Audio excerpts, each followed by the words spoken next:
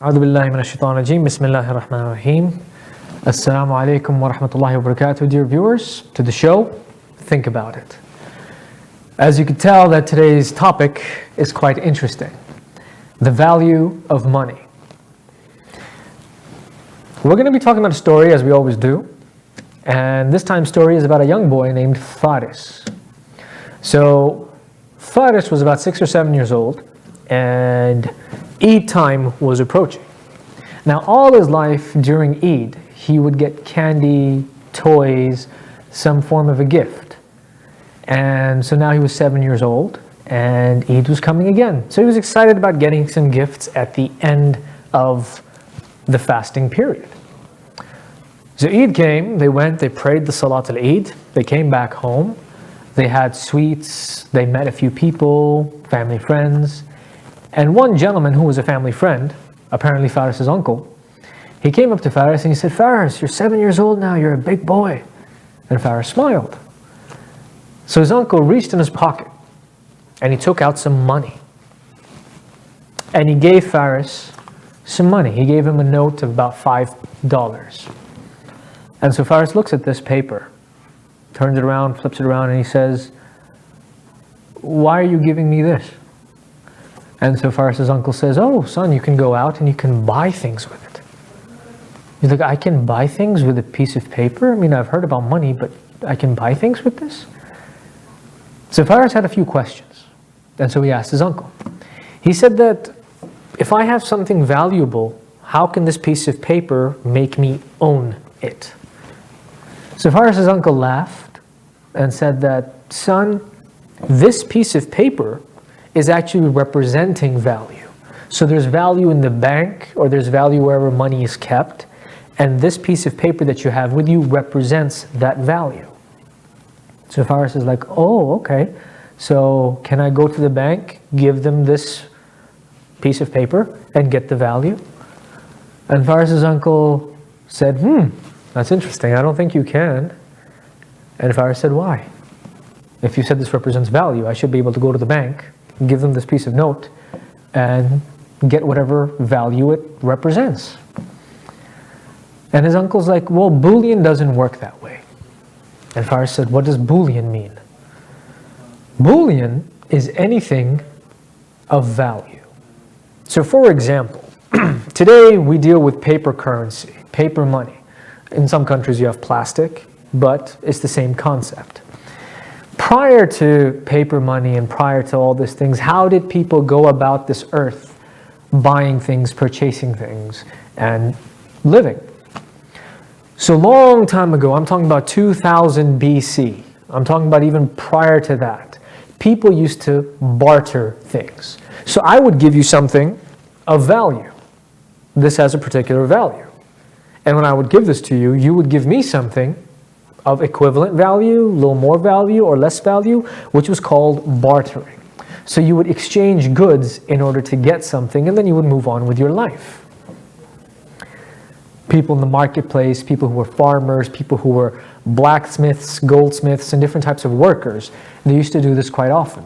They used to trade in their goods, whatever they had made or whatever they had grown in their farms. They used to give that out in the market, and they used to get something in return. And that was the general policy of how things used to take place. Later on in life, some materials were known to be precious, such as gold, silver, bronze, ivory, and all these other materials, different types of precious metals as well. So what people started doing is that these metals used to construct buildings, and they used to look shiny and good, and people used to be mesmerized by it.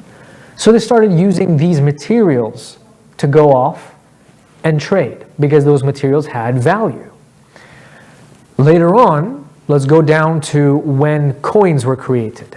So we have to go down to the year 600 to 900. I'm talking about the 7th century up until the 10th century.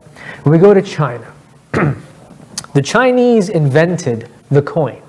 Of course, they didn't invent bullion. Gold, copper, silver, all these things were available worldwide, but they invented the concept of making coins. So what they did is they would take gold, they would have a machine or some form of a blacksmith or someone who had that skill and able to flatten it out and make a gold sterling or a silver sterling coin out of it. and then that coin would have a value. So if you have a smaller piece of gold or a bigger coin or one that's bigger than that. And they used to go out in the market and then trade with it. And they used to give it up because it had some value, and they used to get something in return for it. They could buy water, food, grains, crops, and different things.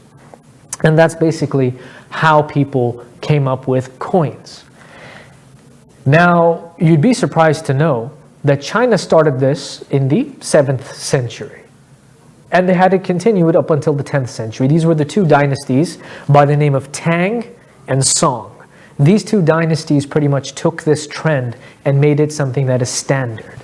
But Europe and other countries only followed them in the 17th century, which means 700 years later. So European people started making coins as well. Now what would happen is that people would have coins, they'd go to the market. Now sometimes you need a lot of coins, so your baggage or whatever clothes you're wearing, the pockets that you have, would be full of bullion, which would be the precious materials and metals that you had. And time again, you probably heard stories about caravans and different business field trips or whatever people used to do back in the day. There were caravans. They used to go from one city to another, one kingdom to another kingdom. They used to take some booty or some treasure and share it with another king as a show of peace or friendship. And they used to get hijacked. They were robbed quite often. So what happened is that when coins became standardized and people had bullion in their hands, and they were all over Europe, around the world, people had these precious materials and metals with them, they were afraid to go out when they had to make a big purchase. So these coins came from somebody known as the goldsmith. Somebody used to work and used to cut out gold.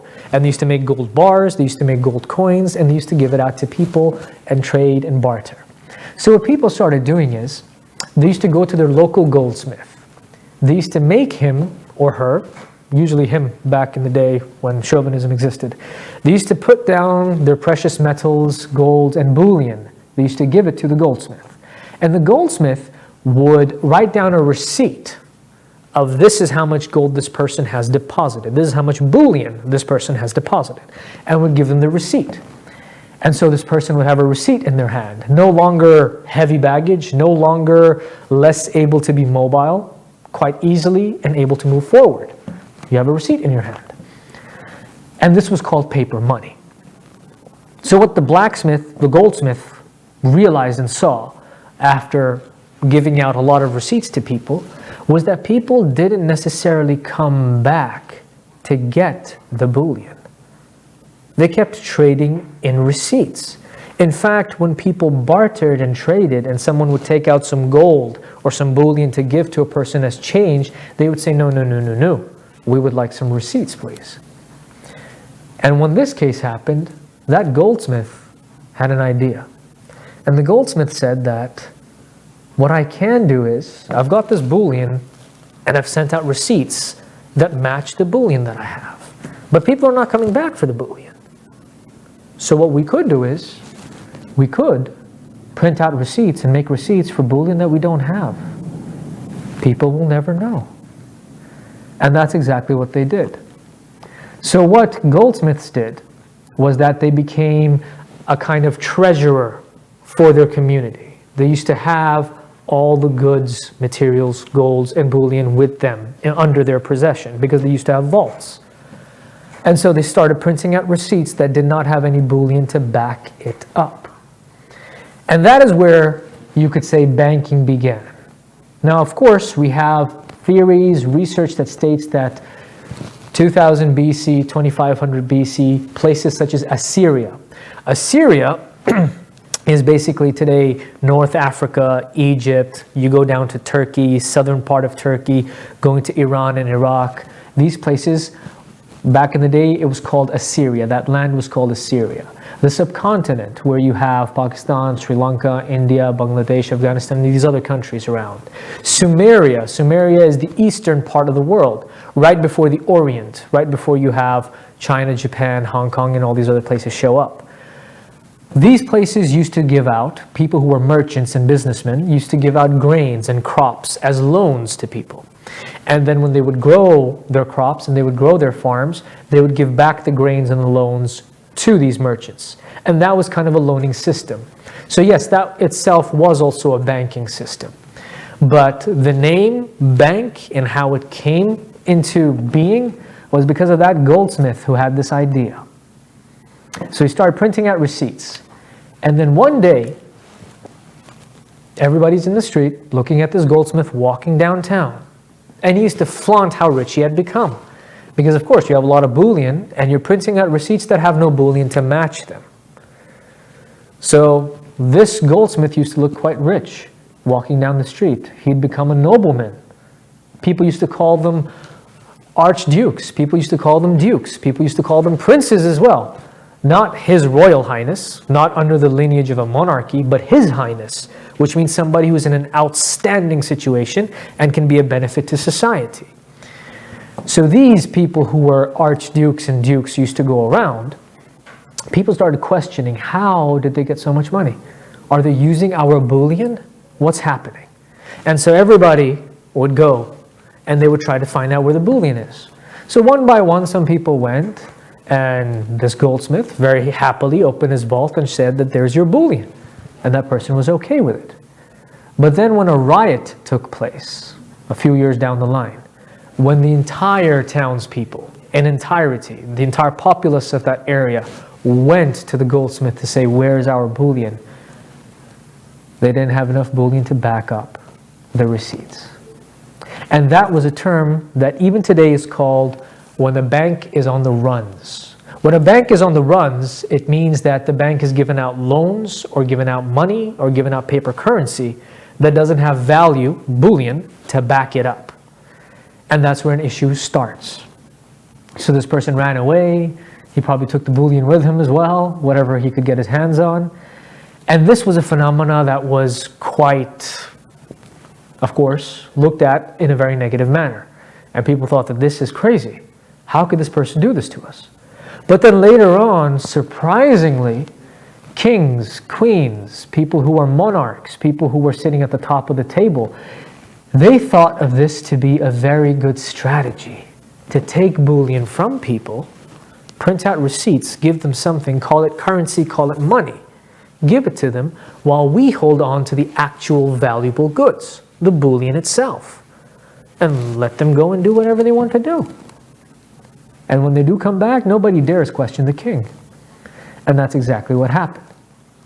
So you would have archbishops, archdukes, dukes in general, kings and queens, who would order their lands and kingdoms to bring the bullion to them into their vaults. And they would put the bullion there, give out receipts to people, known as paper money today, and have people live their lives. And then slowly but easily that matter died. Rather on, it became institutionalized by modern day society, which today we have banks, we have loans, we have the concept of credit and debit, and we have all these different things happening. Of course, this is way down the line. And I'm sure there are a lot of people who've studied business, a lot of people who are in finance, a lot of bankers as well, who are our dear viewers. And they might even know the situation and the small intricate details as well. But I'm just going through an overview of the different research that is available in books and online. So when this had happened, archdukes in particular were people who were His Highnesses. And they were told that they can print out receipts for other people. And they were in charge of gathering the bullion from their land. This is what an archduke's duty was. This is way back in the 17th century and even before that. And so it brings us to an interesting turn. We know how money came in. We know how bullion was transferred into receipts, which is now today money. Where's the value? What's happening? And Faris's question about going to a bank and saying that I have these many dollars in the bank, can I have the bullion or the value that it stands for, is a valid question where it is. Can it be done? I'm not too sure. We have to think about it.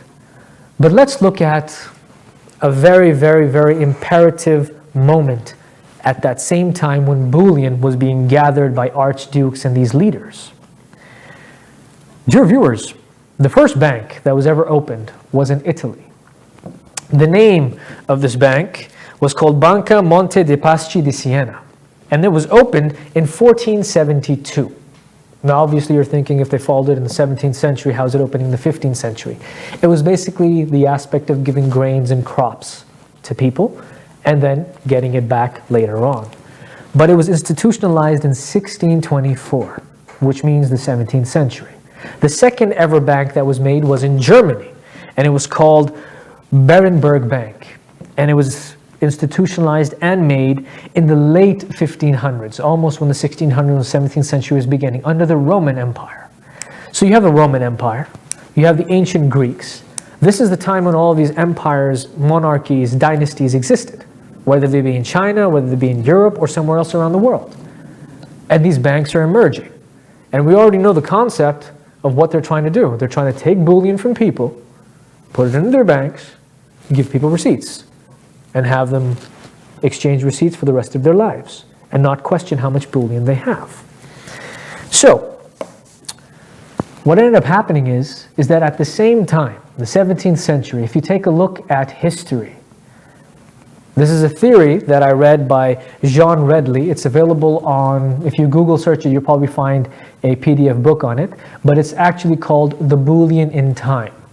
So go ahead and have a look at it. It's a very interesting book to read as well. And then I did some research on different timelines and when things happened. So shocking enough, now this is a theory, it could be true, it could also be false. You be the judge, think about it. Every single country that went out to colonize, whether it be Great Britain, whether it be Germany, whether it be France, whether it be North American people that went out to conquer, rule, colonize people, all of that took place during the 17th century. In fact, I have timelines for you as well. The first time the Britishers entered into the subcontinent, Pakistan, Sri Lanka, India, Bangladesh, Afghanistan, this area known as today, it was 1612 is when they entered with the East India Trading Company. And they set up offices and companies within the subcontinent. And they started ruling and working around their businesses from that area. And then, later on, let's fast forward to 1885. This is when the British Raj began. In fact, it was 1858 to 1947. Now, the question is, they colonized this area. They all began in 1612. The French colonization of different Arab countries, where you have Tunisia, Algeria, Morocco, a few others that speak French today as well. They have it as a second language. It started in the 17th century as well, the early 1600s. South Africa, where people came in, movies such as Blood Diamond, where people want to find diamonds and different things in South Africa. Colonization began in 1652. So everything happened in 1700s, in the 17th century. So think about it. You come up with banks and you make a plan. The hierarchy, the monarchy, the dynasties, the leaders on top say that we want the bullion from people and we'll put them on the path of paper money, which is something that represents value to it. And then whenever the bank is on the runs and they don't have enough bullion, where do they come up with that bullion? How will they have that bullion to give back to people or to continue business? A theory? Go out and take it from other people. So colonization. A lot of people label colonization to be something of the fact that people had diseases in different countries. So colonizers came to help and educate people. People say that there was trading and merchants going on and they didn't know how to contain and run business. So colonizers came. People say that medicine and things were backward at the time. So colonizers came to help them. There are various theories. But here's the question. You had colonizers in the subcontinent. The Britishers were there. Did they take bullion? Did they, in fact, take jewelry, gold, or whatever natural resources, valuable goods that the subcontinent had? If the answer is no, then this theory is wrong. But if the answer is yes, it might just be valid. South Africa, 1652, colonizers came. Did they take bullion? Did they make people work and get diamonds for them? We have movies and documentaries about this stuff. If they did, then this theory might be right. And so, play on to the future, these dynasties, monarchies, and colonizers stayed in those countries for 300, 400 years. They stayed there, trying to get as much bullion as they could, making people work for them, making them think about something else, making them feel that they've come for one reason when they were there for another. Confusing people, giving them prejudiced thoughts, making them feel as though they were superior to them, or making them feel as though we're educating you. We're here to give you a new platform. Colonizing them and making them speak their own language, giving them their own culture, making them integrate with them in some way or form, but not completely, just enough so that we can get by and communicate. And they were taking bullion at the back. They had people who were taking bullion. And so it's said that they took the bullion, all the countries that colonized, and they put them in different reserves and vaults in different countries. But the story comes to, okay, so these people colonized. Number one, the question is, why did they colonize? A theory is because of bullion. There are several other theories that say some other reasons. You be the judge. But in the 1900s, these colonizers left. 1947, they left the subcontinent. 1950s, 60s to 70s, they left the Arab region. The French left. 1965, 64 in South Africa, the colonizers left. Of course, there are different dates that are mentioned by different researchers, but that is something that still restricts you to the 20th century, 1900 afterwards. So they came and they left in the 1900s. Why did they leave in the 1900s? Did they finish the bullion? Was everything done? Did they think that the people of that land found out that they were taking their bullion and started having protests? They called them rebels, and they said that they're going against the queen, against the king, against the monarchy. What is the reason of their leaving? We have one story, a very factual story. And this is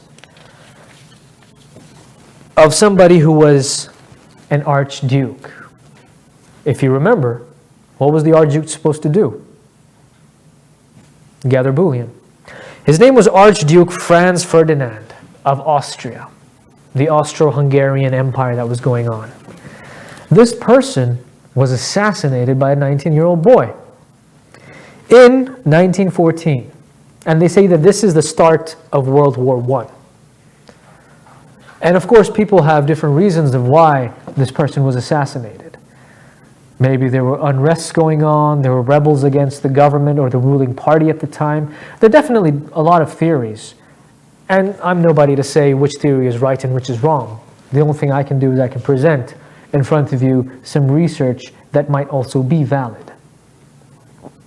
So the Archduke, a person who, by definition, when we were taking a look at a goldsmith, being given the title of Archduke, His Highness, or being a nobleman, and with the royal family, giving titles to different people, or making them heir apparents, or even within their families, when they made somebody an Archduke, somebody who could be in the hierarchy, and to reach and become an heir apparent.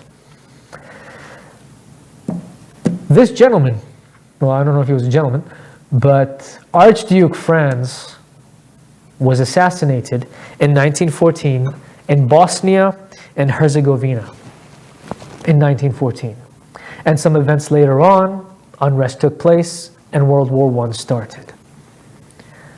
Now, a lot of people say that World War I happened for various reasons. The theory that I'm putting in front of you, which might be right, which might be wrong, is that it happened because of bullion. Valued items were being taken from people. Colonizers were going to different countries and taking their bullion from them so they could fill up their own vaults back home. And this was increasing. And in 1914, some child had enough of it. Of course, they mentioned the group called the Black Hand. Now, maybe it sounds like a group of people who are rebels, people who might be of a mafia, gangster type of situation, I'm not sure. But somebody assassinated the Archduke, and World War I began. On the outset of the World War I, unrest remained. It remained so much so that different countries, different ruling authorities, different colonizers started leaving. They started giving what the first thing that colonizers started to do after the Archduke was shot, World War I came to a bit of an end, when the treaty was signed and there was supposedly supposed to be peace around, was that people who were colonizers started giving the colonized land and the people that were already there, the natives of that land, more authority, just to make them think that we're being kind and we're being progressive and we educated you and now it's your turn to take the reins. And so when it started up, unrest still remained, people were still confused, World War II took place. Now, of course, a lot of people have different reasons and a variety of causes of why World War II happened, but some people say it's because of the banks that were opened around in different locations around the world, and they were taking all the bullion from people. And so a rise of a leader might have been because of the fact that they didn't have bullion, or they wanted bullion back, or they wanted this anarchy, this colonization aspect to come to an end. There are a lot of theories out there. You be the judge. And that brings us to present time. So you had World War I, you had World War II, you had the Cold War from 1947 up until 1991. You had the Korean War, which also happened in the 1900s. You had the Cold War, which took place from 1947 up until 1991. All these different wars, all these different things that have happened, Hiroshima, Nagasaki, all these different nuclear bombs and conflicts that have taken place in this world, most and majority of them have happened within the 1900s. Why is that so? Were people catching on that they were losing bullion because of their colonizers? Was there actual unrest? Was there a dispute between anarchy and government? What was going on? So at the end of the day, when these colonizers left, they left by doing one particular thing. They left in such a way that they started imposing travel restrictions when they noticed and they saw that people from these colonized lands are now coming into this country. So they started imposing travel restrictions. Of course, they were probably very minor back in the day, but slowly but easily, if you come to today, how easy is it for somebody in this world to go and get a visa of another country if he or she requires a visa? How much paperwork do you have to show? How many times do you have to prove that you have a link to back home? I'm not going to go there and live there or be settled there. I'm not going to break any rules or laws. Of course, a lot of people say this is because of safety. This is because people have done this. They've gotten visas and they've gone and they've never returned to their countries. There are a lot of reasons out there. But restrictions didn't start because of these reasons. They started much before them. Obviously, the restrictions are of a different kind. And today they've normalized and standardized into something else. And because one valid reason exists, that somebody went to a country with a visa and never went back to his own home country, people might use that as an excuse. It might be a cover-up as well. It's also a valid reason, probably. But what is it that is happening today that is causing the entire world, this global village? You have your mobile phone, you can go on it and you can have a look at news, articles, videos from all over the world. Yet traveling has become an issue. Obtaining a visa has become an issue. And so when these restrictions were imposed by the colonizer, it was probably because, this is a theory, that they didn't want those people to come and take their bullion back. Because if they come onto our shore and they come onto our land, they'll probably find out that we took their bullion. And if they find out that we took their bullion, we might have a war over here, just like there was one when we were colonizing that country. And so they got afraid and scared. And so they started imposing restrictions. In fact, they started indulging in further wars. And they started indulging in further issues. In fact, they started making their colonized people busy and put their mind to other issues amongst themselves, amongst other countries that were neighboring them, and which till date exist. So people don't want us to focus on the bigger picture sometimes. Sometimes they want us to focus on something else so they can get away with it. Is this true? Obviously. It's a theory. I've probably said a theory a few times today on this show, just to let you know that this is on the strength of some research that is available online.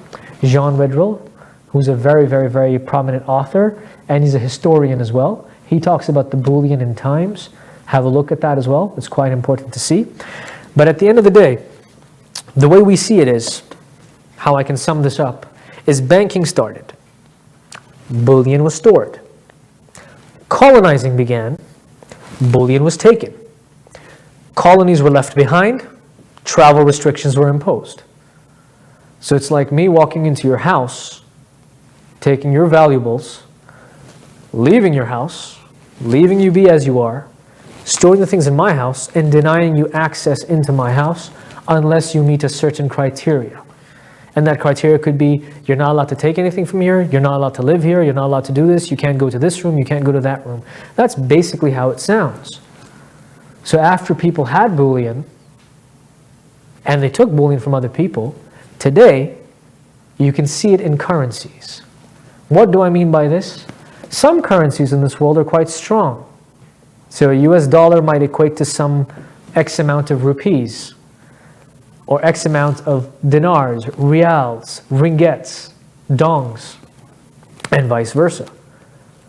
So it could very well be that those countries that today are suffering because of their economies and have low value of money, and their currency is quite low, but they have a rich history.